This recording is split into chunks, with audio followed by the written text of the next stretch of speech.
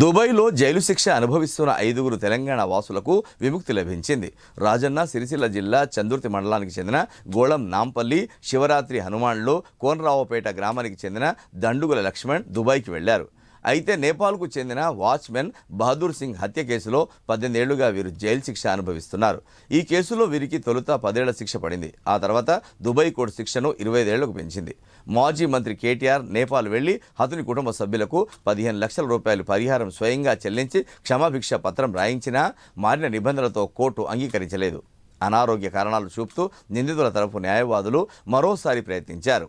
దీనికి అంగీకరించిన Dubai court 7 ఏళ్లు ముందే వారిని విడుదల చేసింది. దీంతో దుబాయ్ నుంచి సిరిసిల్ల, రుద్రంగి, కోనరావుపేట మండలానికి చెందిన 5 హైదరాబాద్ వచ్చారు. 18 ఏళ్ల తర్వాత కుటుంబ సభ్యులను కలుసుకోవడంతో శంషాబాద్ ఎయిర్పోర్ట్లో భావోద్వేగ వాతావరణం నెలకొంది.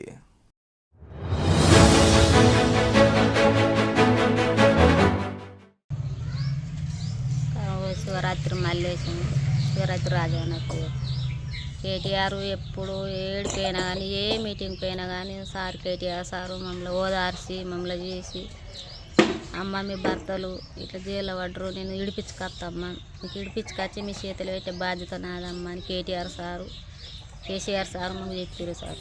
అప్పటి నుంచి ఇప్పటిదాకా కూడా ఇప్పటికీ 18 సంవత్సరాలు నడుస్తుంది సార్. ఇప్పుడు మా భర్తని కేటీఆర్ సార్ ఎక్కడికైనా, అమ్మ మీరు ఏం బాధపడకు, మీరు ఏడకూరు, మీరు చూడవద్దమ్మా, నేను తీసుకొచ్చి మీకు ఇస్తాను, చేతిలో పెడతాను కేటీఆర్ సార్ చెప్పడం జరిగింది సార్.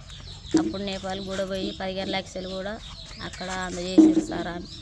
మళ్ళీ ఇప్పుడు కూడా పోయిన సంవత్సరం నాడు 8 లక్షలు కూడా లాయర్లకు పెట్టి, ఆ లాయరు సారు పోయి అక్కడ మాట్లాడి లాయర్ని పెట్టి ఇక్కడ వాళ్ళ కేసుని ఓపెన్ చేసారు సార్. చేసిన అందువలన ఇప్పుడు వచ్చి కేటీఆర్ దయ వల్లనే, కేటీఆర్ నా పిల్లలు నేను కేటీఆర్ కాలకడ నేను ఎంతో రుణపడి ఉంటాం